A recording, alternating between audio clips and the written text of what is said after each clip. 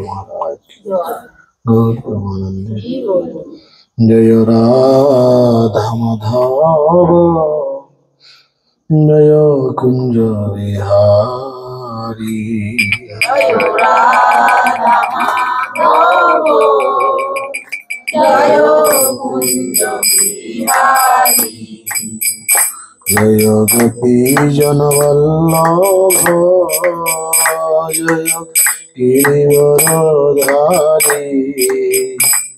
जय कुंज बिहारी जय गोपी जन वल्लभ जय गिरिवरधारी जय कुंज बिहारी जय यशोदानंदन व्रज जनरंजन जगदानंदन भज जनरंजन यमुनातिरवनचारी जय कुंज बिहारी यमुना तीर वनचारी जय कुंज बिहारी जय राधा माधव जय कुंज बिहारी जय राधा माधव जय कुंज बिहारी हरे कृष्ण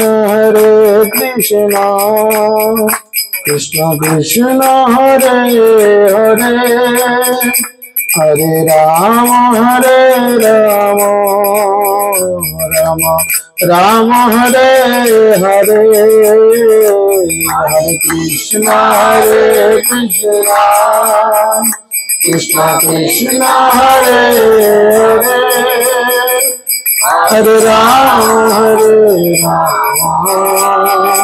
राम राम हरे हरे जय राधा माधव जय राधा माधव जय राधा माधव जय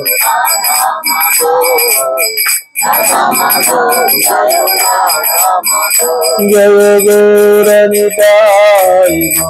गौरनिताय पंचतत्व गौरनिताय जय गौरनिता गौरनिता पंचतत्व जय गौरनिता प्रभुपाद जय जय प्रभुपाद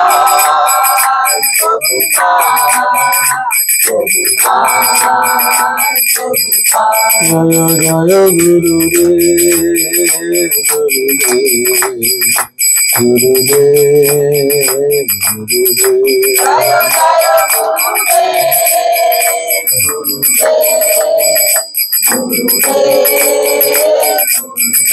निताय गौर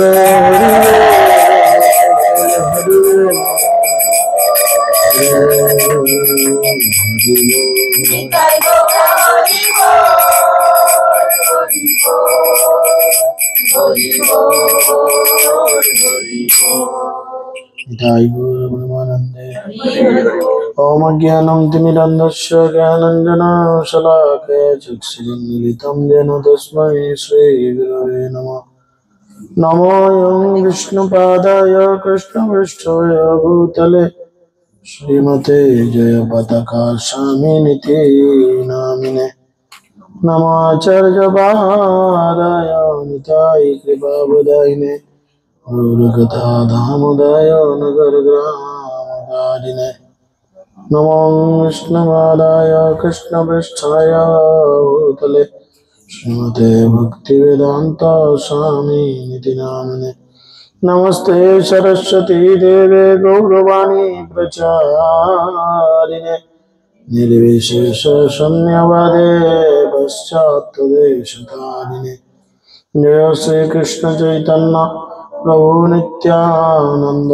श्री अद्वैत गदाधर शिवासदि गौरभक्तवृंद हरे कृष्ण कृष्ण कृष्ण हरे हरे हरे राम राम राम हरे हरे मुखं करोति वाचालं पङ्गुं लङ्घयते गिरिं यत्कृपातमहं वन्दे श्रीगुरुं विनतारिणं परमानन्दमाधवं श्रीचैतन्यईश्वरं श्रीचैतन्यमनाभीष्टं स्थापितं येन भूतले स्वयं रूपकदामयं ददाति शपथान्तिकं नित्यप्रायेषु भद्रेषु नित्यं भगवत सेवया भगवतेरुत्तम श्लोके भक्तिर्भवति नैष्ठिकी जय श्री कृष्ण चैतन्य प्रभु नित्यानंद श्री अद्वैत गदाधर शिवासादि गौर भक्तवृंद हरे कृष्ण कृष्ण कृष्ण हरे हरे हरे राम राम राम हरे हरे সকলে জোরাত করে বলুন ওম নমো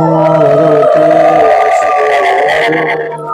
भगवते वासुदेवाय ओम नमो भगवते वासुदेवाय ओम नमो भगवते वासुदेवाय ओम नमो भगवते वासुदेवाय नमो भगवते वासुदेवाय हरि ओम तत्सत् हरे कृष्ण সকলকে আন্তর্জাতিক কৃষ্ণ ভাবনা বিদ্যা সংঘের পক্ষ থেকে প্রীতি শুভেচ্ছা ও অভিনন্দন জ্ঞাপন করি আমরা আজকে অল্প কিছু সময় খুব গুরুত্বপূর্ণ একটি ঘোষণা আলোচনা করব যে প্রথমত নবদ্বীপ মন্ডল পরিক্রমার সামনে আসছে যারা সাহায্য করতে চান আমি যদি এখন লিডারদের কাছে বই দিয়ে উঠতে পারিনি তো চেষ্টা করো দু একদিনের মধ্যে পৌঁছে দেওয়ার কারণ পরিক্রমায় অংশগ্রহণ করতে না পারলেও পরিক্রমায় কোনো অর্থ সাহায্য করলেও গুরু মহারাজ বলছেন পরিক্রমার ফল লাভ করা যায় তো অবশ্যই পরিক্রমায় সহায়তা করবেন কিন্তু কুপন ছাড়া করবেন না তাতে যদি আমিও পয়সা নিই আমার কাছ থেকে কুপন বুঝে নেবেন কারণ তবে আপনার টাকাটা যে পরিক্রমায় গিয়ে পৌঁছাচ্ছে সেটা তা নাহলে ওটা আমার পকেটে ঢুকে যেতে পারে টাকার ব্যাপার তো লোভ লাভ আসতেই পারে তো সেজন্য অন্তত বিশেষ করে আমাদের মন্দিরের কেস যখন সেটা যাই হোক আপনারা সকলেই জানেন যে অজামিল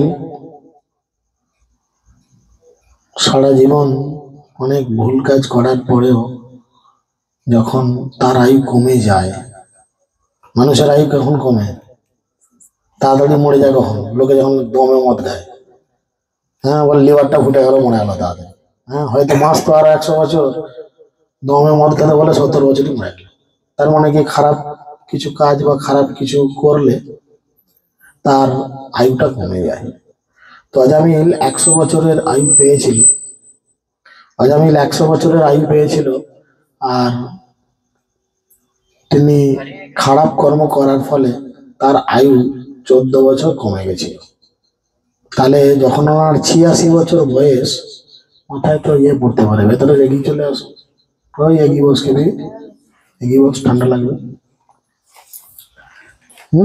তো অন্তত 86 বছর বয়সেই হঠাৎ করে তার মরার টাইম হয়ে গেছে বুঝেছেন খারাপ কাজ করার ফলে খুব গুরুত্ব দিয়ে শুনুন কারণ আমরা সবাই মরবো তো না মরবো না সবাই বেঁচে থাকবো একদিন না একদিন না একদম গ্যারান্টি যাবোই সূর্য একদিন উঠতে যদি ভুলেও যায় হতে পারে হয়তো এরকম কিন্তু আমাদের মরণটা নিশ্চিত বুঝেছেন তাই আজকের এই ক্লাস খুব ভালো করে গুরুত্ব দিয়ে শুনুন বিষয় কি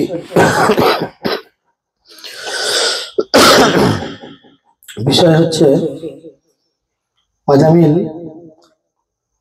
শুয়ে আছে মরে যাবে অবস্থা খুবই খারাপ তিনি তিনজন যমদূতকে দেখলেন তার পাশে এসেছে বিশাল বিশাল চেহারা বড় বড় সব পেশিওয়ালা লোক সে টিভিতে দেখে না WWE মারপিটে সব ছেলেগুলো দেখবে বুঝেছেন তো সেরকম চেহারাওয়ালা লোক এসে হাজির হয়েছে অজামিল তো যেমনি দেখেছে বাবা এরকম লোক ভয়ে চিৎকার করো বুড়ো মানুষ কাকে ডাকবে এখন ছোকরা আছে নিজের রক্তের তেজ তুই কেনা বলে আমি লেগে পড়বো কিন্তু যখন আমি বুড়ো হয়ে যাবো যখন নিজের কথা বইবে না তখন আমি কাকে ডাকবো বাড়িতে ছেলে পুলে যে থাকবে ছেলের নাম ধরে তো ছোট ছেলেটার নাম রেখেছিল সৌভাগ্যক্রমে নারায়ণ আর নারায়ণ হচ্ছে ভগবানের এক নাম যেমনি যমদূতদের দেখেছে অমনি নারায়ণ নারায়ণ নারায়ণ করে চিৎকার করেছে আর যেমনি নারায়ণ বলে চিৎকার করেছে আপনারা সকলেই জানেন, এর সঙ্গে সঙ্গে 4 জন সুদর্শন বিষ্ণুদূত এসে উপস্থিত হয়েছে। মাঝে অজামিল শুয়ে আছে, একদিকে যমদূত একদিকে বিষ্ণুদূত, দুজনের কথোপকথন চলেছে। আর সে পড়ে থেকে থেকে শুনেছে, একবার এর কথা একবার ওর কথা। এ বলছে নিয়ে গিয়ে গরম তেলে ছেঁকে দেবো বেগুনের মতো, এ বলছে কেন ছেঁকবি, অত হরিনাম করেছে। এ বলছে না, এ উল্টো পাল্টা কাজ করেছে, কথা দিয়েছে ভগবানের সেবা করব, তারপরও ভুলভাল কাজ সারা জীবন, দেখাচ্ছি মজা। ওকে সার মধ্যে নরকে নিক্ষেপ করে দেবো। সেখানে 706টা কুকুর আছে, এরকম বড় বড় দাঁতলা, ঘোড়ার থেকে বড় বড় কুকুর। মানে আমার মতো 70-80 কিলোর লোক একটা পড়লে 1 মুহূর্ত লাগবে, একটা হাড়ও থাকবে না। কত করে ভাগে পাবে? 60-70 গ্রাম করে ভাগে পাবে এক একটা কুকুরে। হ্যাঁ, তাও আবার তাদের মধ্যে যে বেশি ক্ষমতা আছে বেশি খেয়ে ফেলে, কারো হয়তো ভাগে জুটবেই না আমার শরীরের খানিকটা, বুঝতে পারছেন? তো এইসব কথা শোনার পরে পরীক্ষিত মহারাজ আমাদের জন্য প্রশ্ন করলেন শুকদেব গোস্বামীর কাছে। মহারাজ পরীক্ষিত জিজ্ঞাসা করলেন শুকদেব গোস্বামীকে, যমরাজ সমস্ত জীবের ধর্মের বিচারক, কিন্তু এখানে আমরা দেখতে পাচ্ছি যে তার আদেশকে উল্লঙ্ঘন করা হচ্ছে, ব্যাপারটা কি? পরীক্ষিত মনে জিজ্ঞেস করছে, আমরা তো জানি জগতের সবার বিচার করে কে? যম। তো এখানে দেখছি যমদূত বিষ্ণুদূত তর্কাতর্কি করলো, বিষ্ণুদূত মস্তানি করলো যমদূত, যাও কেটে বলো এখান থেকে, বাবুকে জিজ্ঞেস করো কাকে ধরতে পারবে কাকে ধরতে পারবে, যাও আগে জেনে এসো তোমরা কাকে হাত দেবে বা কাকে হাত দেবে। তারা কাঁচুমাচু মুখ করে চলে গেল। তো বিষয়টা কি? হ্যাঁ, তার ভিত্ত যমদূতেরা অজামিলকে গ্রেপ্তার করার ব্যাপারে বিষ্ণুদূতদের কাছে তাদের পরাজয়ের কথা বর্ণনা করলো। তখন কি ব্যাপার? হে রিসিভার, পূর্বে কখনো যমরাদেশ আদেশ ব্যর্থ হয়েছে কথা আমরা শুনিনি, কোনোদিন আজ পর্যন্ত শুনিনি যে যমের আদেশ ব্যর্থ হয়েছে। তাই আমার মনে হয় মানুষের মনে সেই বিষয়ে সংশয় থাকতে পারে, আপনি ছাড়া কেউই এই সংশয় ছেদন করতে পারবে না। তাই আপনি বলুন অ্যাকচুয়াল ব্যাপারটা কি, জিনিসটা কি, ঘটনাটা কি? এই শুনে সুখদেব গোস্বামী বললেন, শ্রী শুক বাচ ভগবত পুরুষই রাজন জম্যা প্রতিহত উদ্যমাপতিম বিজ্ঞাপ্যম আশুজামম সংযমামি পতিম। সুখদেব গোস্বামী উত্তর দিলেন, হে রাজন, বিষ্ণুদূতদের দ্বারা প্রতিহত এবং পরাভূত হয়ে যমদূতেরা সংযমন পুরীর অধীশ্বর যমরাজকে সেই বৃত্তান্ত বলল। যমদূতেরা ফিরে গেল কোথায়? যমরাজের কাছে গিয়ে তাকে জানালো। যমদূতরা বলতে লাগলো যে হে প্রভু, আপনি ঠিক করে বলুন তো এই জগতের কজন শাসনকর্তা আছে? এই জগতের কজন শাসনকর্তা আছে? সত্য রজ তমগুণের অধিষ্ঠিত কর্মফল প্রকাশেরই কারণ বা কয়টি? কারণ আমরা তো জানতাম, এতদিন জেনেছি যা বলেছে তাই হয়েছে, হঠাৎ দেখছি তোমার কথা অমান্য করছে, তার মানে সব থেকে বড় লিডারটা কে? তোমাদের দলের নেতাটা কে? এটা হতে পারে। ধরুন আপনার নামটের কোন একটা প্রোগ্রাম করছেন, নিজের একটা ঠিক করেছেন, নিজেদের মধ্যে দলাদলি করে এটা ঠিক করেছেন, এটা হবে। সেখানে দেখলেন হয়তো সুকান্ত লক্ষ্মী এসে বললেন না না এটা হবে না, এটা হবে। আবার সেখানে এসে আবার আমি একটা কিছু বললাম, ওরা আবার আমার কথা শুনতে হতো না, হয়ে গেল আমার কথা শুনলো। আবার আমি একটা ঠিক করলাম, আবার আমার উপর আত্মানন্দ বাবু এসে আবার একটা টিভি ঠিক করলেন, সে ঠিক করলো। আবার আত্মানন্দ বাবুর উপরে আর একজন এসে মহারাজ ঠিক করলেন, আবার তার কথাটা ঠিক হলো, সবাই তার কথা মেনে নিল। সবাই তার কথা মেনে নিল, এরকম একটা ব্যাপার থাকবে। তখন যারা নতুন, ধরুন এই যারা নতুন ভক্ত এসেছে অনেকে, আজকে দু একজন নতুন দেখছি, তারা ভাববে আচ্ছা তাহলে তোমাদের দলের মানে লিডারটা কে? লক্ষ্মী পাল না বন্দনা পাল না সুকুমার প্রভু না লক্ষ্মী প্রভু না কয়রাপাড়ার প্রভু না আত্মানন্দ প্রভু না মহারাজ? তোমাদের মানে সব থেকে উঁচু লিডারটা কে বলে দিকে? সেরকম যমদূতেরা এসে বলছে যে ব্যাপারটা কি? আপনি বলুন। এই জগতে বহু শাসনকর্তা এবং বিচারক থাকেন, তাহলে তাদের পরস্পর মতবিরোধের ফলে কে দণ্ডনীয় আর কে পুরস্কৃত হবে সেটা তো বোঝা যাবে না। হাজার লোকের হাজার মত হবে, তখন তো সমস্যা তৈরি হবে।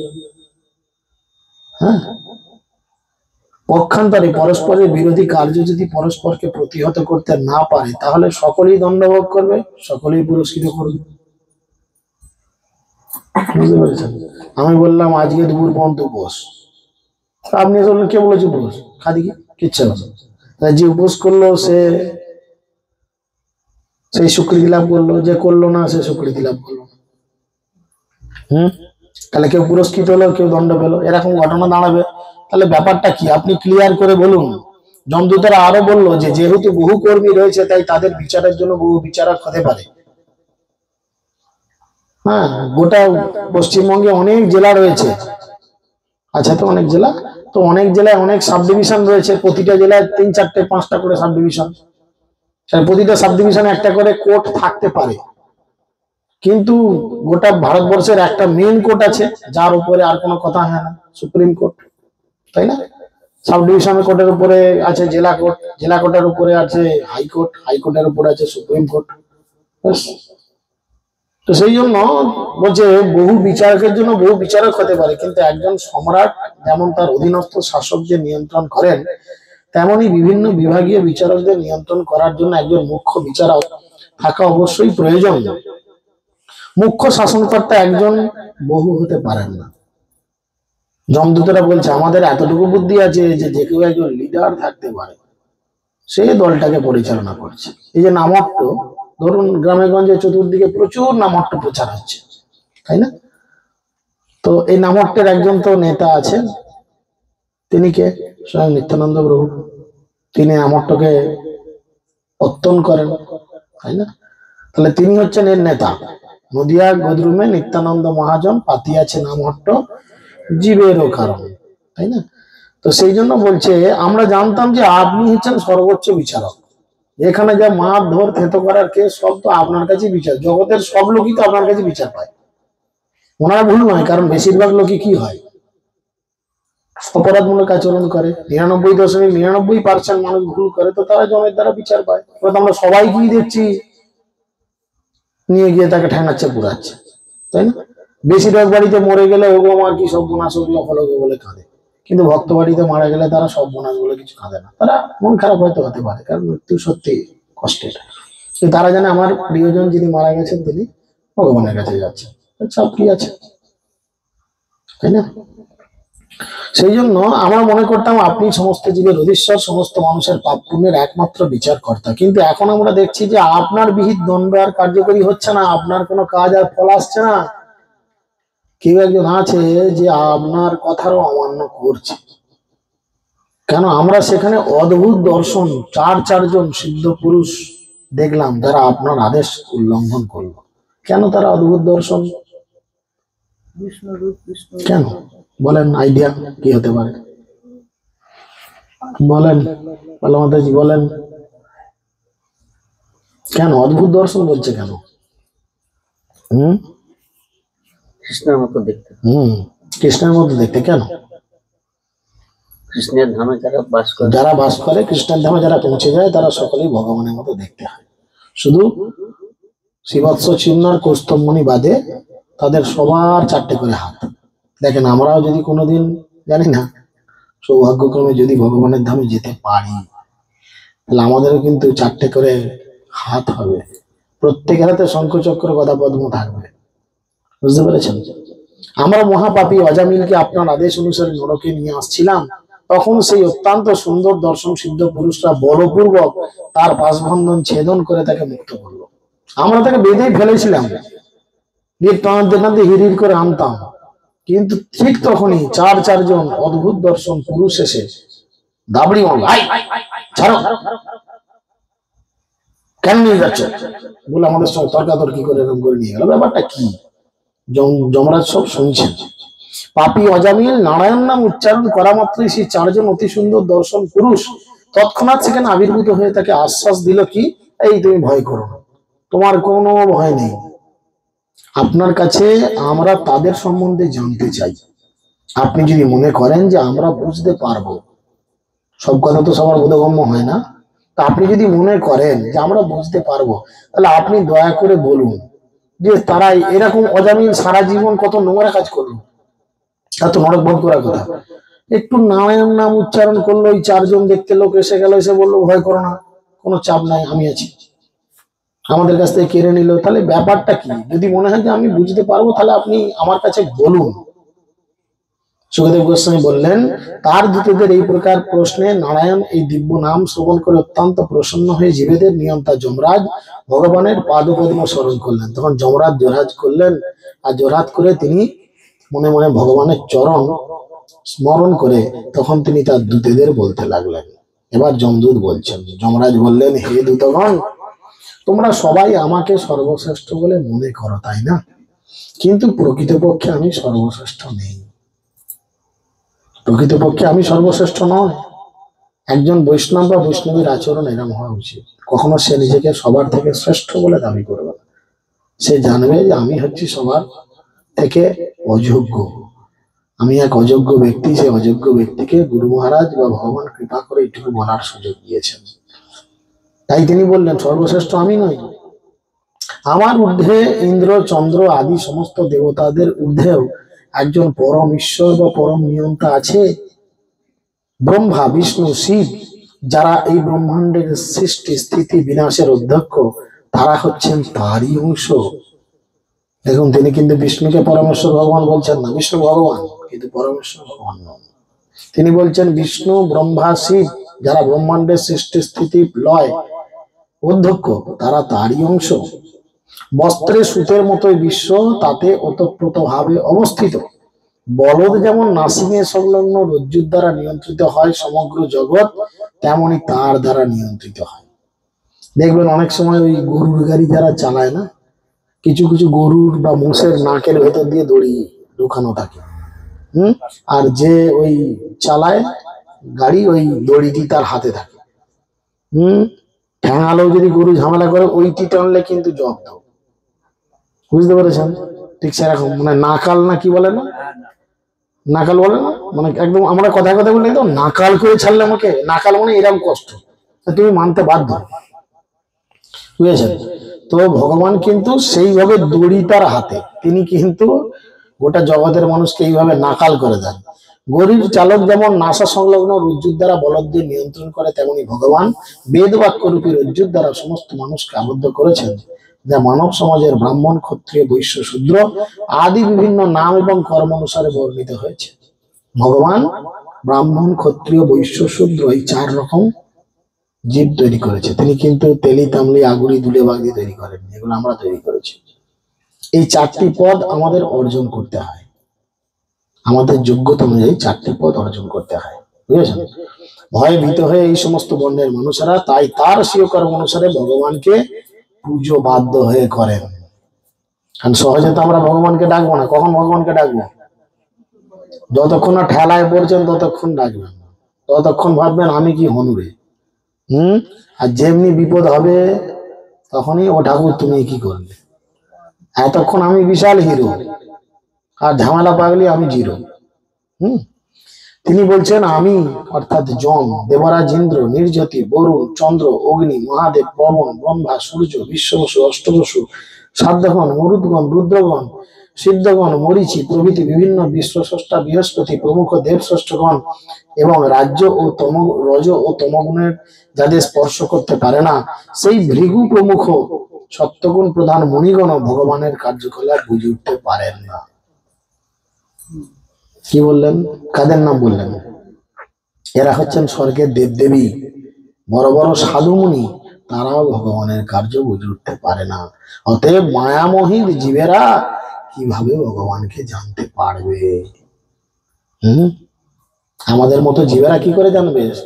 দেখেন, ব্রহ্মা ভগবানকে চিন্তা করেছিল যে এইটুকু বাচ্চাটাই ভগবান, লোকে নেটো খাচ্ছে, পিঠে কাউকে নিয়ে বয়ে বেড়াচ্ছে, কেউ চিবিয়ে ফেলেছে, থুতু, মানে আমরা চিবালে গিয়ে লালা ঝোলা মুখের মধ্যে মাখা হয়ে যায় খাবারের সঙ্গে, আর গালটা ডিবে হাঁ করে মুখের মধ্যে আঙুল ঢুকিয়ে সেই থুতু মাখানো খাবার বার করে ভগবান চিবিয়ে চিবিয়ে খাচ্ছে, ছোট্ট কৃষ্ণ চিবিয়ে চিবিয়ে খাচ্ছে।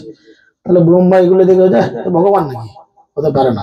তাহলে ব্রহ্মা পর্যন্ত কনফিউজড, বিমোহন হয়ে যাচ্ছে, ইন্দ্র বিমোহন হয়ে যাচ্ছে। তাহলে এদের মতো এত সুপার কোয়ালিটির দেবদেবীরাও যদি ভগবানের কার্যকলাপ বুঝতে না পারে, আমাদের কি যোগ্যতা আছে যে ভগবানকে জানবো? কিন্তু আমাদের একটা যোগ্যতা ভগবান দিয়েছেন, এই মানব শরীরে আমরা কিন্তু ভগবানকে সত্যি জানতে পারি। দেহের বিভিন্ন অঙ্গ যেমন চক্ষুকে দর্শন করতে পারে না, পারে, চোখকে দেখতে পায় না, তেমনি জীব সকলের হৃদয়ে অবস্থান রূপী পরমাত্মা ভগবান একে দেখতে পায় না। আমরা সবাইকে দেখছি, ছেলে পুলে, বউ, গাড়ি বাড়ি, টাকা পয়সা, সুন্দরী নারী, পুরুষ, সুন্দর জায়গা, সুন্দর দর্শন, পাহাড় ঝর্ণা সব দেখছি, কিন্তু ভেতরে যেটা বসে আছে তাকে দেখতে পাচ্ছি না। সর্বস্ব চাহং হৃদি সন্নিবিষ্ট, তিনি সকলের হৃদয়ে রয়েছেন, খুব সন্নিকটে রয়েছেন। পরমাত্মা রূপে বিরাজমান ভগবান ইন্দ্রিয়, মন, প্রাণ, হৃদয় অথবা বাক্যের দ্বারা তাকে কোনোদিন জানা যায় না। ভগবান স্বয়ং সম্পূর্ণ এবং স্বাধীন, ভগবান কারুর পরাধীন নয়। ভগবান স্বাধীন, ভগবান যা ইচ্ছা তাই করতে পারেন। তিনি সকলের অধীশ্বর, আর তিনি হচ্ছেন মায়াধীশ। মায়া তার উপর কোনো অ্যাকশন করতে পারে না, আমাদের উপর মায়া অ্যাকশন করে, তাই না? আহা, আমার ছেলে, আমার পুলে, আমার মা, আমার বাবা, আমার নাতি, আমার পুতি, আমার ব্যবসা, আমার টাকা পয়সা, সব মায়া আমাদের উপর অ্যাকশন করে, কিন্তু ভগবানের উপর কোনো মায়া অ্যাকশন করে না, বুঝেছেন? তাই তেমনি সেখানে বলছেন তার রূপ, গুণ এবং স্বভাব রয়েছে। ভগবানের যেমন রূপ আছে, ভগবান কিরম দেখতে, তাকিয়ে দেখেন, হেভি দেখতে, তাই না?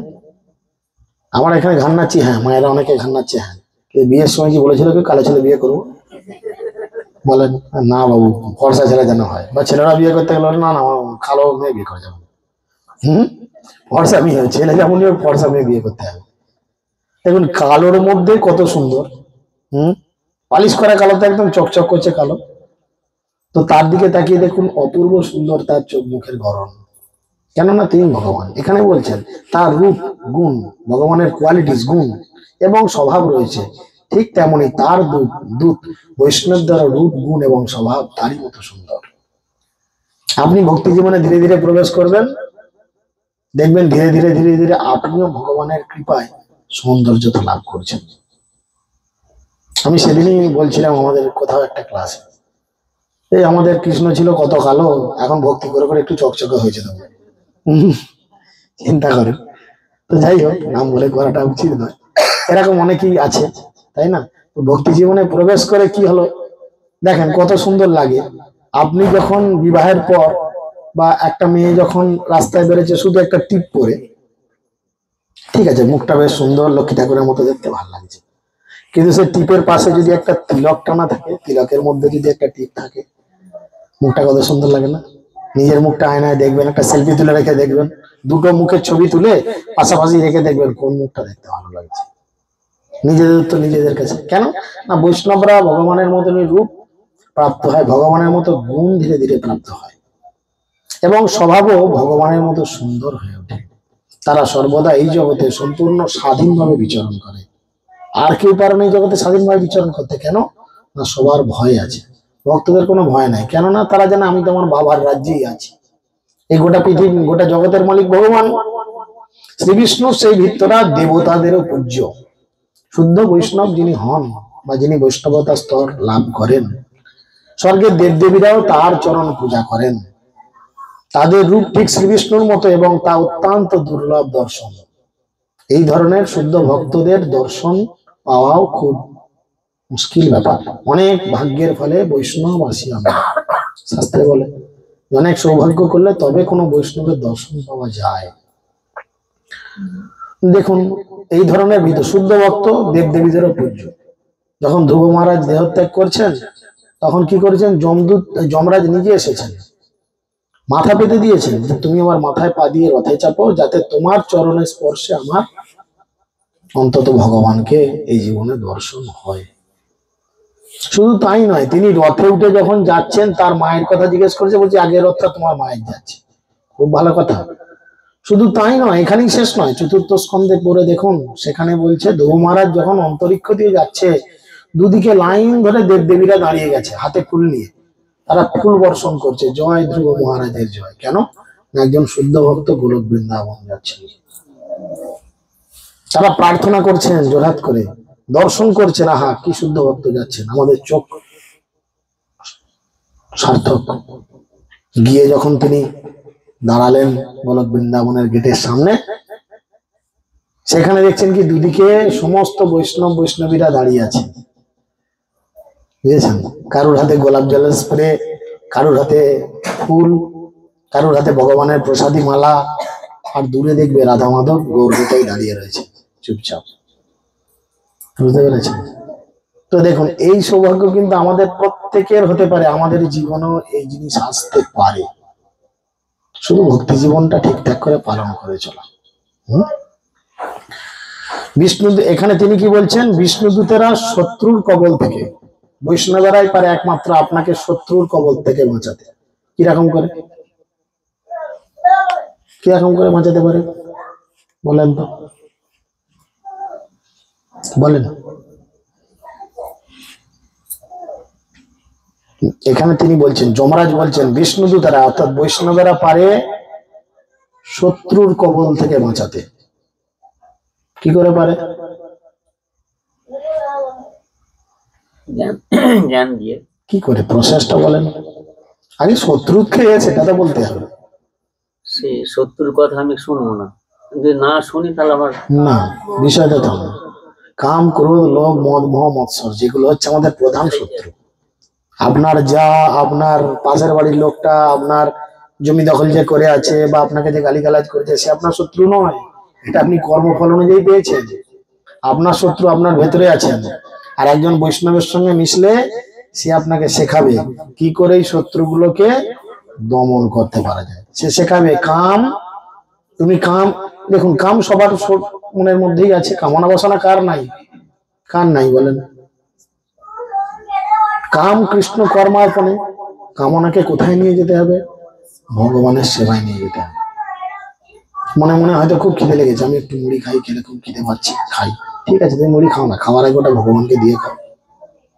সাধারণ খেলে সেটা মুড়ি হবে, আর ভগবানকে দিয়ে খেলে সেটা প্রসাদ হবে। তাহলে ভক্তরা এই শিক্ষা দেবে। ক্রোধ, আমি খুব রেগে যাই, একে তাকে গালিগালাজ করে ফেলি, আমি রেগে গিয়ে ঘর দুয়ার ভেঙে ফেলি, হেন তেন। খুব ভালো কথা। এই রাগটাকে কোথায় লাগাবে? ভক্ত বিদ্বেষী জনে, যেখানে ভক্তরা, যেখানে মানুষ ভক্তদের বিরুদ্ধে কথা বলছে, ভক্তদের নিয়ে সমালোচনা করছে, আমার সেখানে এই ক্রোধ দেখানো উচিত। আর কি, কাম, ক্রোধ, লোভ। লোভ রয়েছে, অনেকের লোভ আছে, টাকা পয়সা, গাড়ি বাড়ি, খাওয়া, হেন তেন, অনেকের লোভ আছে। লোভ থাকতে ভক্তরা শেখাবে কিসে লোভ? চলো আজকে কৃষ্ণ কথা শুনবো, ভগবানের কথা শুনতে পাবো, অপ্রাকৃত কৃষ্ণ কথা, যে কথা শ্রবণ করে হৃদয়ের সমস্ত নোংরা আবর্জনা দূরীভূত হয়। এই কথায় লোভ থাকা উচিত, তাই না? এইভাবে ছোটা শত্রুকে তারা কাজে লাগানো শেখায়।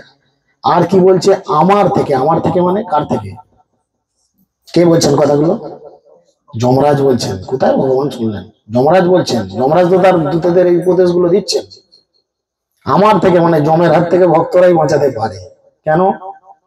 পরবর্তীতে আমরা শুনতে পাবো কেন, বুঝেছেন? এখন থাক, পরে শুনবেন। এবং দৈব দুর্বিপাক থেকেও ভগবত ভক্তদের সর্বতভাবে তারা রক্ষা করেন। দৈব দুর্বিপাক মানে ঝড়, জল, বজ্রাঘাত। দেখেন, গলায় তুলসীর মালা থাকলে সচরাচর মাথায় বজ্রাঘাত পড়ে না। অপঘাতে মৃত্যু খুব কম হয়, না হওয়ার চান্সই বেশি। এখন তা বলে কেউ পরীক্ষা করার জন্য গলায় নিয়ে বড় বড় সাপের সামনে হাত দিয়ে মরমুনি তো দাও, একটু চল দাও, সেটা করতে যাবেন না, তাহলে আবার হবে না।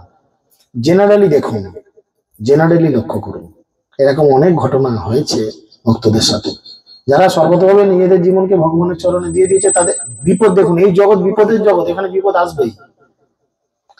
ভগবান নিজে বলছেন পদং পদং যত বিপদং, এই জগৎ বিপদের জগৎ, এখানে বিপদ, ঝামেলা, বাঁশ আসবেই। কিন্তু সামলানোর প্রক্রিয়াটা ভক্ত আয়ত্ত করে নেয়। কোন সমস্যা আসলে ভক্ত জানে এটা ভগবানের কৃপাতেই আসছে, সেটা সামলে নেয়। তিনি আর কি বলছেন, প্রকৃত ধর্ম স্বয়ং ভগবানের দ্বারা প্রণীত, সম্পূর্ণরূপে সত্যগুণে অবস্থিত হওয়া সত্ত্বেও যারা এই ব্রহ্মাণ্ডের সর্বোচ্চ লোকে বিরাজ করেন, সেই মহান মহান ঋষিগণ নিশ্চিত ভাবে জানেন না ভক্তরা সাধারণত কোন গুণে থাকে।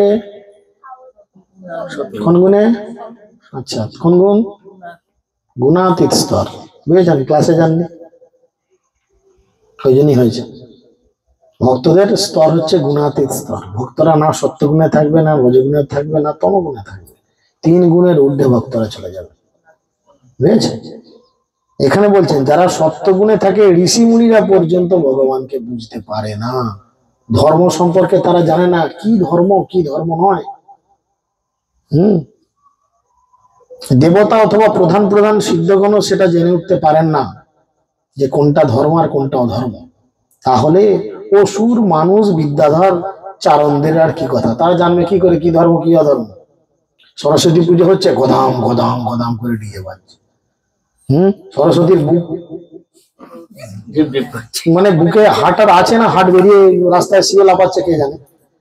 দেখেন সরস্বতী তিনি হচ্ছেন একজন বৈষ্ণবী, স্বর্গের দেবদেবীরা সকলেই বৈষ্ণবী, তাহলে একজন বৈষ্ণবীর কাছে যেদিন সরস্বতী পুজো একটা ক্লাস ছিল ডোমনের দিকে, প্রচুর লোকজন ছিল ওখানে, আমি খুব মানে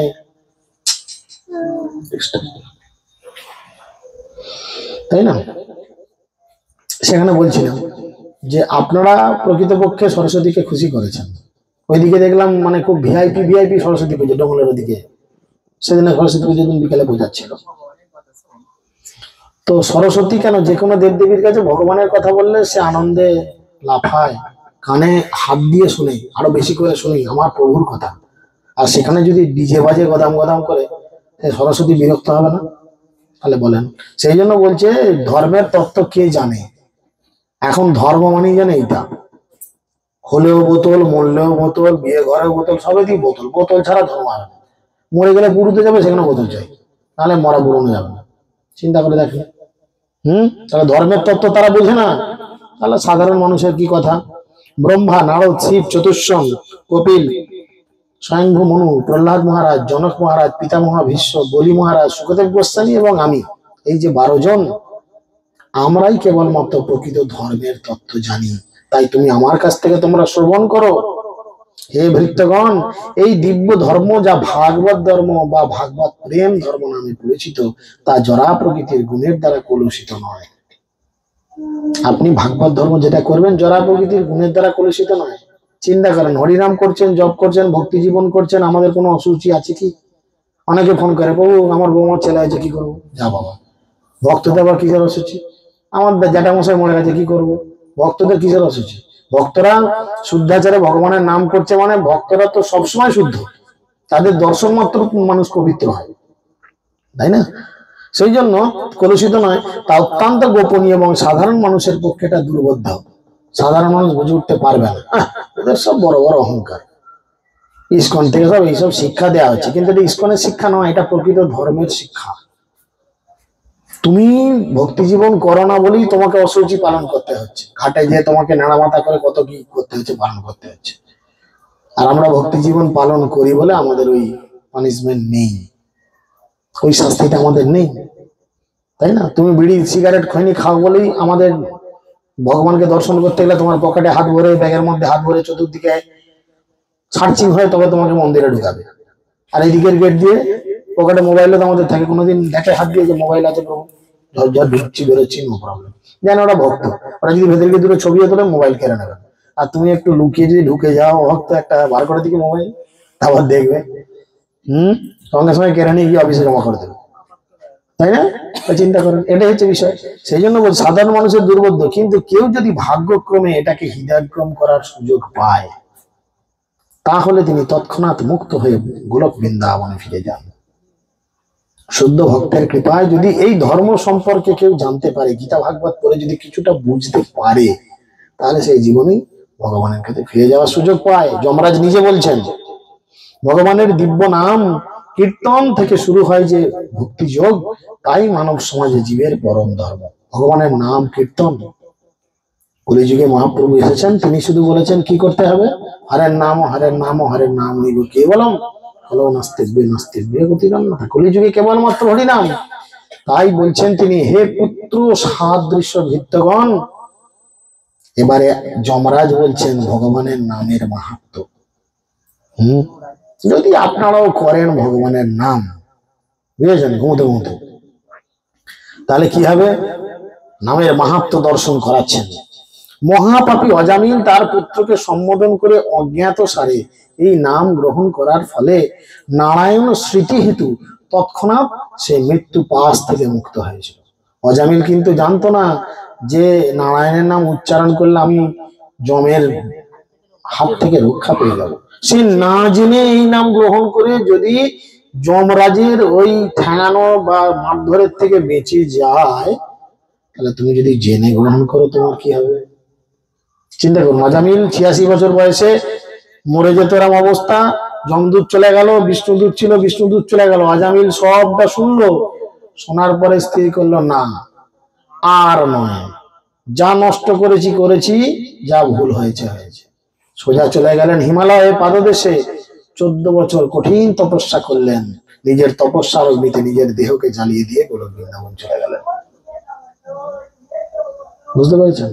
তাহলে তার সময় 86 বছর টাইম লেগেছিল জানার পরে, কিন্তু আমাদের তো তা হয়নি। এখন তো 86 বছর গুলো কেউ নাই। আমরা অনেকদিন আগে থেকে জেনেছি কৃষ্ণ ভগবান, অনেকদিন আগে থেকে জেনেছি এইভাবে হরিনাম জপ করতে হয়, এইভাবে ভগবানকে ভোগ লেগে প্রসাদ পেতে হয়। তাহলে আমাদের পক্ষে কিন্তু অত কঠিন নয়।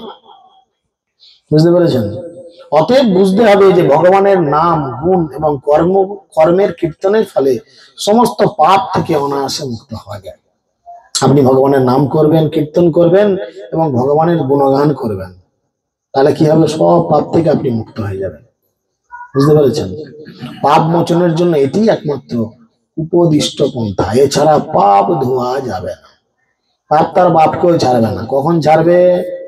যখন আপনি ভগবানের সেবায় যুক্ত হবেন। তার নিদর্শন আমরা অনেকে আছি, গৃহস্থ জীবনের পূর্ব, ভক্তি জীবনের পূর্বে হয়তো আমরাও এরকম কোনো খাদ্য ব্যবহার করতাম যেগুলো হয়তো অপরাধমূলক ছিল, কিন্তু ভগবানের দিব্য নাম গ্রহণ করার ফলে ভগবান কি করেছেন? আমাদের কৃপা করেছেন। তো সেই জন্য বলছেন, কেউ যদি নিরপরাধে ভগবানের নাম উচ্চারণ করেন, অপরাধ শূন্য হয়ে লহ কৃষ্ণ নাম, কেউ যদি নিরপরাধে ভগবানের নাম উচ্চারণ করেন, তাহলে সেই উচ্চারণ যদি অশুদ্ধ হয়, তাহলেও তিনি ভববন্ধন থেকে মুক্ত হয়ে গোলক বৃন্দাবনে ফিরে যাবেন। আমরা অনেক সময় অশুদ্ধ বলতে, দেখুন, আমরা অনেক সময় বোঝাচ্ছি, আমরা অনেক সময় উপহাস করি। যত ফোন এখন, আমরা অনেক সময় উপহাস করি, তাই না? যে ফরেনাররা আসে, তারা ভালো করে কৃষ্ণ বলতে পারে না, হরে কৃষ্ণ হরে কৃষ্ণ এরম করে, তাই না? কেমন হাসি লাগে, কেমন কথা বলে, তাই না?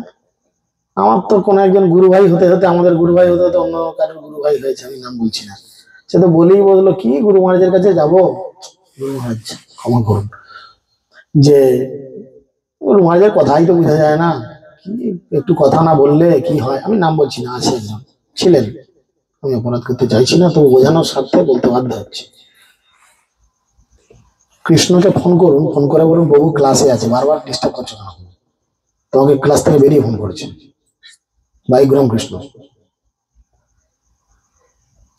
অনায়াসে মুক্ত হওয়া যায়, পাপ মোচনের এটি একমাত্র পন্থা। তাহলে ছেড়ে দিন, কিছু বলতে হবে, ছেড়ে দিন, ছেড়ে দিন। দৃষ্টান্ত স্বরূপ বলা যায়, তাহলে বুঝতে পেরেছেন? তাহলে আমাদের কিন্তু এরাম করা বা বলা উচিত নয়। বা আমি বুড়ো হয়ে গেছি, দাঁত আমার সব নাই,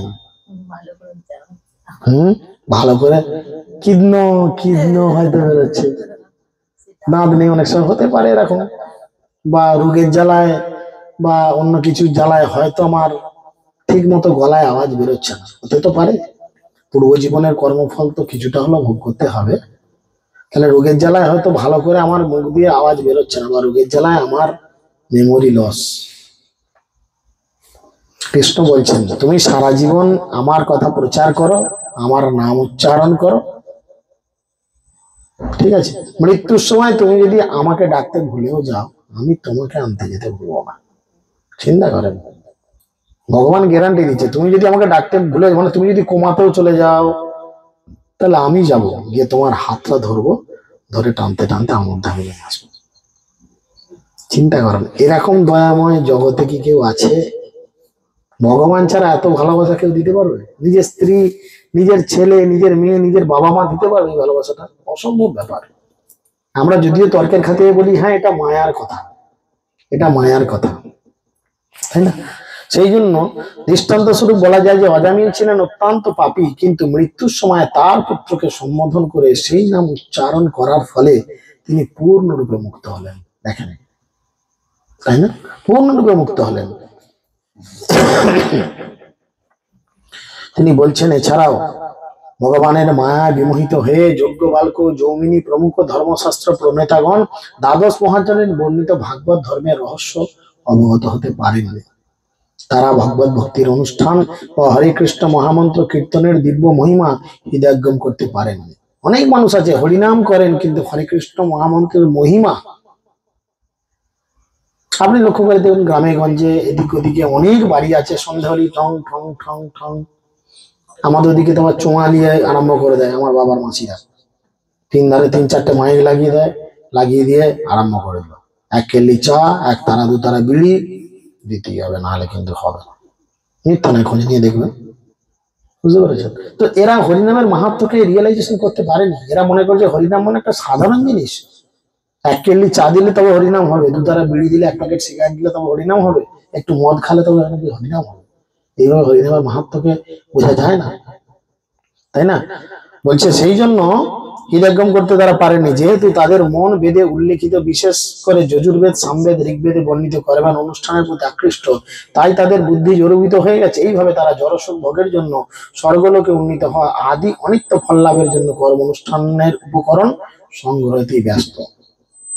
জগতে কিছু এরকম মানুষ আছে যারা পুণ্য অর্জন করতে চায়। তোমার মেয়ে বিয়ে হচ্ছে না, এসো এক্ষুনি 1 লক্ষ টাকা দিয়ে দিলাম। তোমাদের পাড়ায় স্কুল নাই, একটা স্কুল করে দিলাম।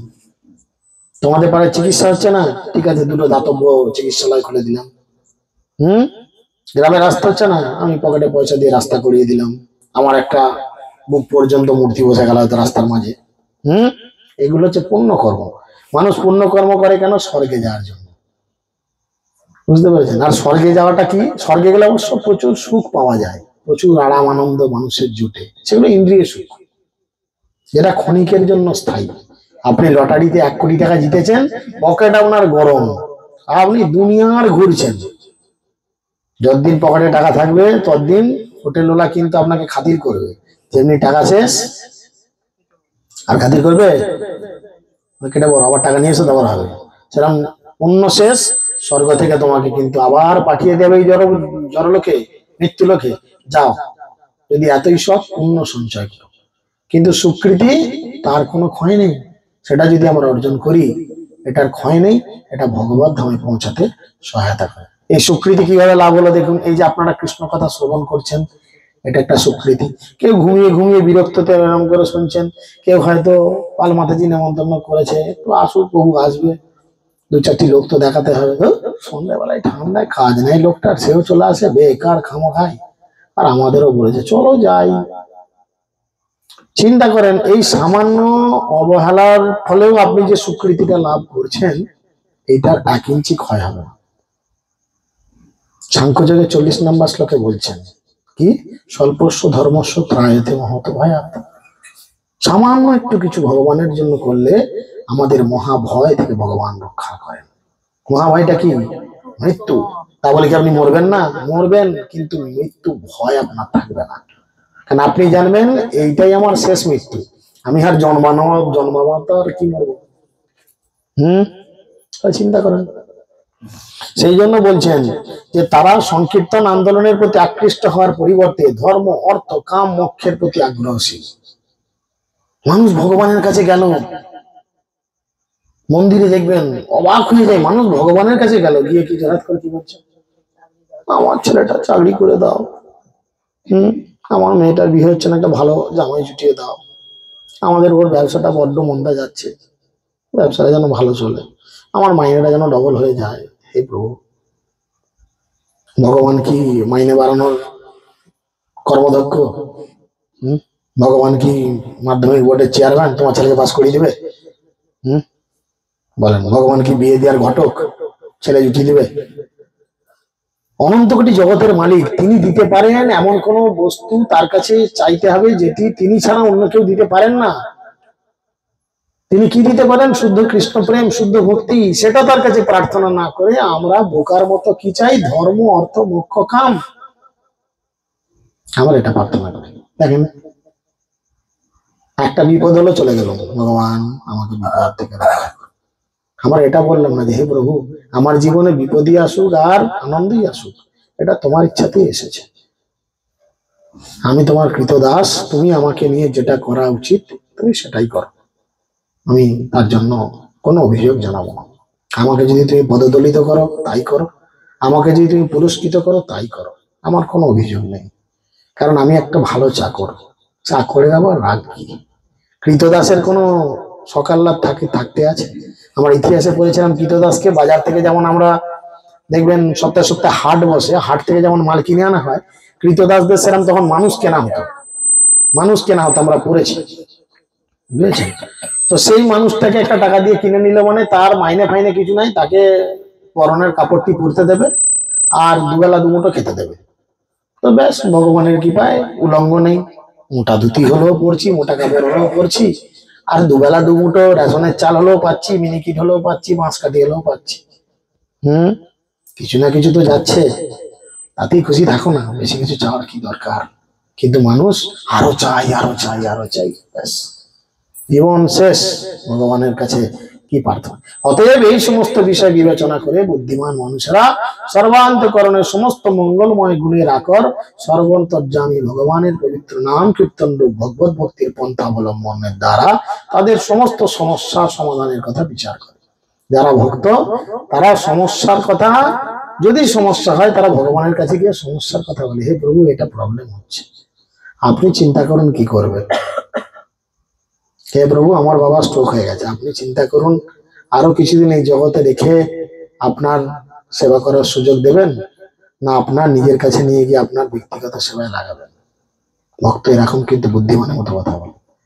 আর যারা ভক্ত নয় তারা বলে আমার বাবাকে বাঁচিয়ে দিতেই হবে, বাঁচিয়ে দাও, দিতেই হবে। বোকার মতো কথা, ভগবানের ইচ্ছার বিরুদ্ধে কথা। তারা আমার দণ্ডার্ধ নয়, যারা ভগবানের এই দিব্য নাম কীর্তন করে তারা আমার দণ্ডের অধীনে করে না, তাদের আমি শাস্তি দিই না।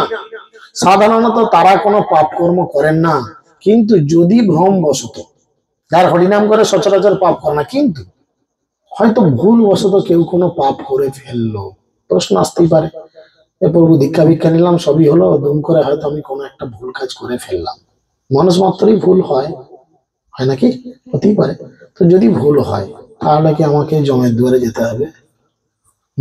এরকম প্রশ্ন আছে নাকি কারোর মাথায়? হতেই পারে ভুল, আমার জীবনে হয়তো কিছু ভুল হলো, হতে তো পারে। অহংকার করে চলবে না, ভাববেন না অহংকার করলে ভুলটা আরো আগে হবে। তো যদি হয়, যমরাজ বলছে কি, তারা যদি ভ্রম বশত, প্রমোদ বশত, মোহ বশত, এগুলো কি, এগুলো কি?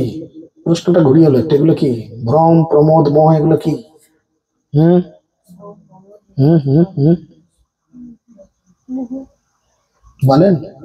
ক্লাস করে আসলেন যে বদ্ধজীবের ত্রুটি, 4 রকম ত্রুটি মনে আছে না? যাই হোক, 3টে বললাম তো, এগুলো কি? এগুলো ভুলবশত হচ্ছে। যদি কখনো পাপও করেন তবু নিরন্তর হরে কৃষ্ণ মহামন্ত্র কীর্তন করার ফলে তারা সেই পাপ থেকে মুক্ত হয়ে যায়। চিন্তা করেন তাহলে হরিনামের কত পাওয়ার। আর আমরা মোবাইল ঘাঁটতে ঘাঁটতে, এই করতে করতে, তাই করতে করতে হরিনাম করি। হে দুধগণ, তোমরা এখন এই প্রকার ভক্তদের কাছে কোনোদিন যেও না। যদি শুনেছো তার মুখে হরিনাম হচ্ছে, যদি দেখেছো কপালে তিলক আছে, মাথায় শিখা আছে, গলায় তুলসী মালা আছে, এদের কাছে যেও না, কারণ তারা সর্বতভাবে ভগবানের শ্রীপাদ পদ্মের শরণাগত। তারা সকলের প্রতি সমদর্শী এবং তাদের গুণকথা দেবতা এবং সিদ্ধরাও গান গায়। ভক্তদের গুণের কথা জগতের মানুষ গাইতে ভুলে গেলেও দেবদেবীরা গান করতে বলে না। তারা লোককে দেখায়, ওই দেখো, ওই দেখো, ধ্রুব মহারাজের মতো হও। মহাপ্রভু নিজে গদাধর পণ্ডিতের কাছে আসতেন, যখন পুরীতে নীলাচলে ছিলেন, টোটা গোপীনাথে আসতেন, গদাধর ওখানে সেবা করতেন। গদাধর পণ্ডিতের কাছে এসে বলছেন, গদাধর ভাগবত পড়ো। আর গদাধর প্রতিদিন জিজ্ঞেস করতে, প্রভু কি পড়বো, বলুন কি শুনবেন। মহাপ্রভু শুধু 2টো জিনিস শুনতে চাইতেন, 4র্থ স্কন্ধ, 7ম স্কন্ধ ভাগবত। 4র্থ স্কন্ধে রয়েছে ধ্রুব মহারাজের চরিত কথা, আর 7ম স্কন্ধে আছে প্রহ্লাদ মহারাজের চরিত কথা। এই 2টো চরিত কথা মানুষের জীবনকে পরিবর্তন করে দেয়। তো সেই জন্য তিনি বলছেন, তাদের কাজ পর্যন্ত কোনোদিন তোমরা যেও না, ভগবানের গদা তাদের সর্বতভাবে রক্ষা করে। ভক্তদের বুঝেছেন, গদা রক্ষা করে। আপনারা রাস্তাঘাটে ঘুরে বেড়াচ্ছেন, ভাবছেন একা, না, ভগবানের গদা আপনার মাথার উপরে ঠিক ঘুরছে। কাছেলি ঠকাস করে ঢুকে দেবে, বুঝেছেন? গদা রক্ষা করে ব্রহ্মা, আমি এমনকি কাল পর্যন্ত তাদের দণ্ড দিতে পারি না। তোমরা তো বাইরের লোক। পরমংশ হচ্ছেন তারা যাদের জড় সুখ ভোগের প্রতি কোনো আসক্তি নেই এবং যারা সর্বদা ভগবানের শ্রীপাদ পদ্মের মধু আস্বাদন করেন। ভগবানের পাদপদ্মের মধু আস্বাদন করেন মানে কি? ভগবানের কথা নিরন্তর শ্রবণ করেন, নিরন্তর চিন্তন করেন। বলছেন পরমংশ হচ্ছেন তারা। এই দুতগণ যারা সেই পরমংশদের সঙ্গ করে না, সেই ভক্তদের যারা সঙ্গ করে না, যাদের সেই মধুপানে কোন রকম স্পৃহা নেই, ভগবানের কথা শোনার ইচ্ছা নাই, ওই হবে আচ্ছা হবে, এবং যারা নরকের দ্বার স্বরূপ গৃহস্থ জীবন, বুঝেছেন? গৃহস্থ জীবনকে বলছেন নরকের দ্বার। গৃহমেদীদের বলছেন না, কিন্তু গৃহস্থ গৃহমেদী দুটো আলাদা। গৃহমেদী মানে যারা গৃহে থেকে ভগবানের সেবা পুজো করবে, ভগবানের জন্য সব করে বাড়িতে, তারা হচ্ছে গৃহমেদী। আর যারা বাড়িতে থেকে ভগবানের সেবা করবে না, শুধু নিজেদের জন্য কিছু করবে, তারা হচ্ছে গৃহস্থ। তাই তিনি বলছেন গৃহস্থ জীবন হচ্ছে নরকের দ্বার।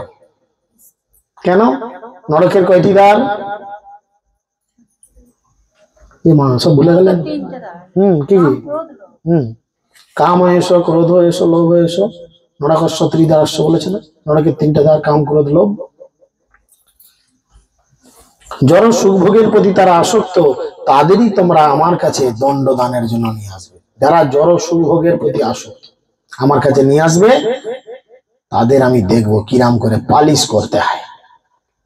এবার দেখুন, জগতের বেশিরভাগ মানুষই বলে আমরা গৃহস্থ মানুষ, আমরা গৃহস্থ লোক, তোদের মতো আমাদের কি চলবে। অনেকে নকশা মারে না? পালিশ করার জন্য সে রেডি হয়েছে, বাবা চিন্তা নেই, পালিশ করার জন্য সে রেডি করে দিয়েছে। কি কে গৃহস্থ আর গৃহমেদী। তিনি বলেছেন যারা নিজেদের ইন্দ্রিয়গুলো তৃপ্ত করার জন্য ভক্তি মানে গৃহে প্রতিপালিত হয়, গৃহে থাকে, তাদের আমার কাছে নিয়ে আসবে। নিয়ে গেলে সেখানে জামাই খাতির হবে। ভাগবতমে 28টি নরকের বর্ণনা রয়েছে, কিন্তু নরক অনন্ত কোটি। 28টি নরকের বর্ণনা শুনলে গায়ে লোম দাঁড়িয়ে যাবে, কি ধরনের শাস্তি সেখানে প্রদান করা হয়। হে ভৃত্যগণ, সেই সমস্ত পাপীদেরই আমার কাছে নিয়ে এসো, যাদের জিহ্বা কোনোদিন কৃষ্ণ নাম, কৃষ্ণের গুণ ইত্যাদি কীর্তন করে না। মানুষ মরলে কোথায় আগুন দেয়? কেন দেয় বলতো? মুখে কৃষ্ণ নাম হয় না বলে, ভক্তদের মুখে আগুন হয় না। আমি মরলে যেন মুখে দেবেন না, আমি সারা জীবন ভগবানের জন্য কথা বলে যাচ্ছি। শরীরে 5 জায়গায় অগ্নি স্পর্শ হয়, মাথায়, 2 বাহুতে, 2 হাঁটুতে স্পর্শ করানো হয়, এরপরে জ্বালানো হয়। মুখে হয় না, কেননা ওই মুখে কৃষ্ণ নাম করেছে, ওই মুখে আগুন। নিত্যানন্দ প্রভু কীর্তনে বলছে না, অনল জ্বালাও তার মাঝ মুখখানে। যার মুখে হরিনাম না শুনবে তার মুখের মাঝে কি করো? অনল মানে আগুন, আগুন জ্বালাও তার মুখের মাঝখানে। কিন্তু যাদের মুখে হরিনাম হয় তাদের কোনোদিন আগুন দিতে নেই মুখে, তাই না?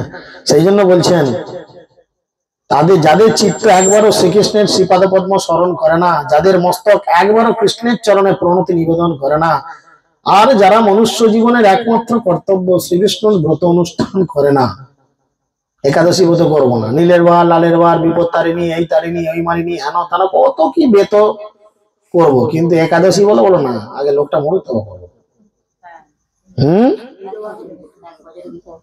চিন্তা করেন, ব্রতের মধ্যে শ্রেষ্ঠ ব্রত একাদশী, সেটা করবো না, কিন্তু দুনিয়ার বার বলো, সাউরি চেঁচিয়ে গাল পেরে আলা হয়ে যাচ্ছে, বাবু কি বলবো, বিপদ তারিণী না করলে। ঘরে এমন করছে বিপদ যেন আমার ঘরেই বসে আছে। বুঝতে হবে, শাশুড়ি কিন্তু রক্ষা করবে না, শ্বশুর রক্ষা করবে না, স্বামীও রক্ষা করবে না এই জমের দণ্ড থেকে, একমাত্র ভগবান রক্ষা করবে। তাই ভগবানের বারব্রত করা উচিত। মনুষ্য জীবনের একমাত্র কর্তব্য শ্রী বিষ্ণুর ব্রত। তাহলে একাদশী করলে আর কোনো ব্রতের প্রয়োজন নেই। লালের বার, নীলের বার, হলদের বার, সবুজের বার কারুর বারের দরকার নেই, সব বার এমনি হয়ে যাবে। বিপদ তারিণীর বিপদ ওই তাড়াবে, তোমার বিপদ যদি বিপদ তারিণী তারা বিপদ তারিণী বিপদ সে তাড়াবে। তাহলে যে বিপদ তারিণী বিপদ তাড়াচ্ছে তার কাছেই শরণাগত হওয়া দরকার, বুদ্ধিমানরা তার কাছেই যায়। যারা এটা করে না তাদের তুমি আমাদের কাছে নিয়ে আসবে, তারপরে তাদের আমি দেখে নেবো কি করা যায়। তারপর যমরাজ নিজেকে এবং তার ভৃত্যদের অপরাধী বলে মনে করলেন, যে আমরা ভক্তদের বিরুদ্ধে, ভক্তদের সঙ্গে তর্কাতর্কি করেছি আমার লোকজন, ছি ছি, এটা তো ঠিক না। দেখুন আমরা অনেকে ভক্তি জীবনে সে ভক্তদের নিয়ে কত সমালোচনা করি, তাই না, কত তর্কাতর্কি করি, কত উল্টোপাল্টা কথা বলি, কত রাগ দেখাই, কত তেজ দেখাই, কত অহংকার দেখাই। তাই তিনি জোরাত করে নিজেকে অপরাধী মনে করে ভগবানের কাছে ক্ষমা চেয়ে বললেন, হে ভগবান, অজামিলের মতো একজন বৈষ্ণবকে গ্রেপ্তার করে আমরা ভৃত্যরা অবশ্যই এক মহা অপরাধ করেছি। বৈষ্ণবের কার্য বিজ্ঞানা বুঝায়। বৈষ্ণব এক সময় এমন কাজ করে সাধারণ লোকে দেখে ভাবে এই বৈষ্ণব, হ্যাঁ আচ্ছা আচ্ছা আচ্ছা, এর কোনো চরিত্রের ঠিক নাই মনে হয় না অনেক সময়। কিন্তু কখনো এই আলোচনায় যাবেন না। নিজেদের চরণে নিজেরা অপরাধী হবে, নিজেদের পায়ে নিজেরা কুড়ুল মারবে। একটা কথা ছিল, আমি বলেছি আগে, হয়তো শুনেছেন অনেকে। পুরীতে একবার রথে, জগন্নাথের রথ হচ্ছে, এক পান্ডা উঠে গেছে রথেতে। সে সকালবেলা কোনো বেশ্যা মেয়ের সঙ্গে সঙ্গ করে এসেছে। তাহলে তার গায়ে লিপস্টিক হেন তেন লেগে রয়েছে, অব্র টব্য লেগে আছে, বুঝেছেন? স্নানাদি করেনি, অপবিত্র অবস্থা রথ উঠে গেছে। আর পান্ডারা বুঝতে পেরেছে গালে লিপস্টিক, এখানে লিপস্টিক, ওখানে এটা, যা কিছু কর্ম করেছে কুকর্ম, বেটা নামা রথ থেকে, যাও টেনে নামি দিয়েছে রথ থেকে। জগন্নাথ আর নড়ে না, আমি নড়বো না। স্বপ্ন দিচ্ছে, ও আমার শুদ্ধ ভক্ত, ও কি করেছে না করেছে তোরা বিচার করার কে? ওর বিচার আমি করবো, তোকে বিচার করার কে? ওকে তোর রথে তবে রথ যাবে, নাহলে যাবে না। সেই জন্য ভক্তদের নিয়ে কখনো খারাপ ভালো চিন্তা করবে না। যদি খারাপ কিছু কানে শোনেন, নিজের ভক্তি জীবনটা নিজে বাঁচান, অপরের সমালোচনায় অপরের ঝামেলা যাবেন না, এতে আপনি শেষ হয়ে যাবেন। কিন্তু তার কিছু ক্ষতি হবে না, নিজের শেষ হয়ে যাবে।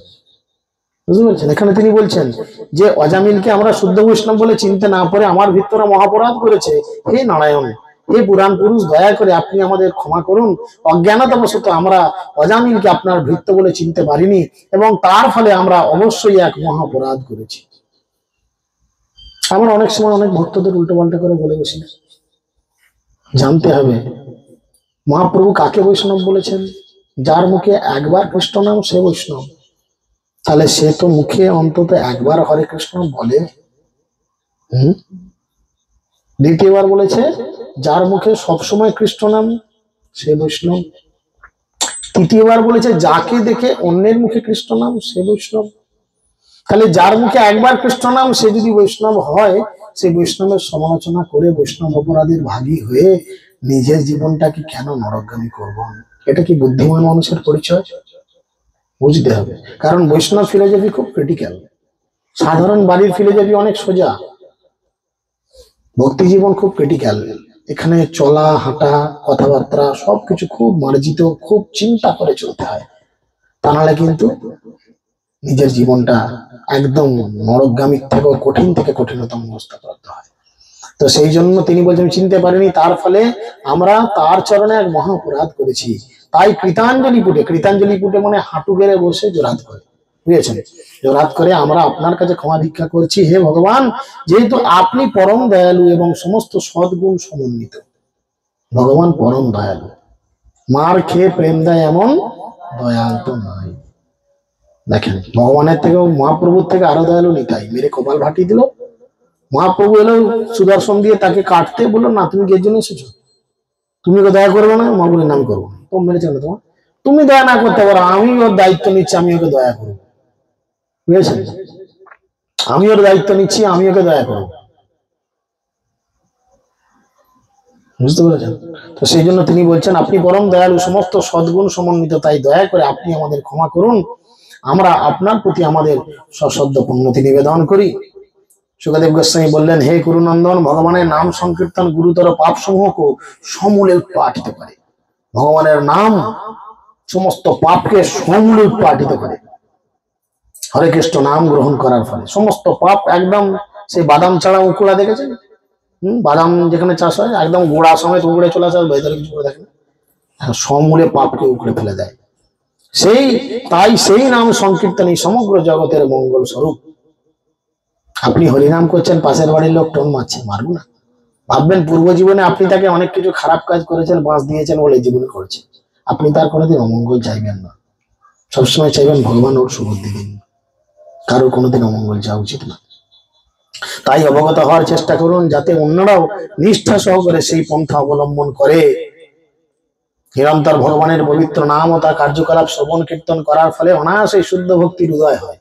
আমরা যদি বেশি করে ভগবানের নাম করি আর ভগবানের গুণকথা শ্রবণ করি বেশি করে, তাহলে খুব তাড়াতাড়ি আমাদের হৃদয়ের ভেতরে ভগবানের প্রতি শুদ্ধ ভক্তি উদয় হবে, যা হৃদয়ের সমস্ত কলুষকে বিধৌত করে, তা যেভাবে অন্তঃকরণকে বিশুদ্ধ করে, ব্রত আদি বৈদিক কর্মকাণ্ডের অনুষ্ঠান তা করতে পারে না।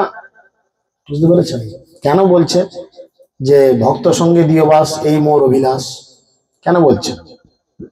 বলছে না হরিহরায় নম কৃষ্ণ কীর্তনে, তাদের চরণ সেবী ভক্ত শনে বাস, জনমে জনমে হয় এই অভিলাষ। আমাকে ভক্তদের সঙ্গে রাখান। ভক্তদের সঙ্গে থাকলে কি হবে? নরোত্তম দাস ঠাকুর বলছেন, ভক্ত সঙ্গেতে মন আনন্দিত অনুক্ষণ, সদা হয় কৃষ্ণ পর সঙ্গ, নরোত্তম দাস কান্দে হিয়া ধৈর্য নাহি বান্ধে, মোর দশা কেন হইল ভঙ্গ।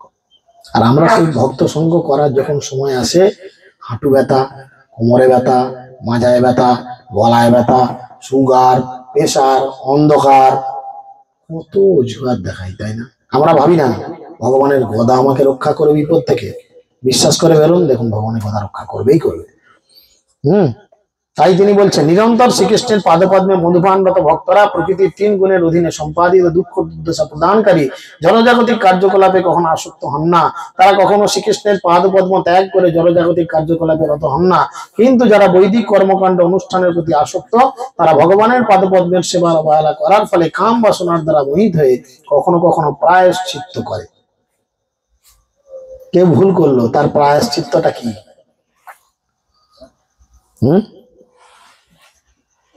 কিভাবে প্রায়শ্চিত্ত আপনি কিভাবে? ধরুন আপনি কোনোভাবে একটা ভুল করে ফেলেছেন, হতে তো পারে। আমরা বলি প্রায়শ্চিত্ত করছি, কিন্তু প্রায়শ্চিত্তটা হোয়াট ইজ দ্য প্রসেস? তার পদ্ধতি কি?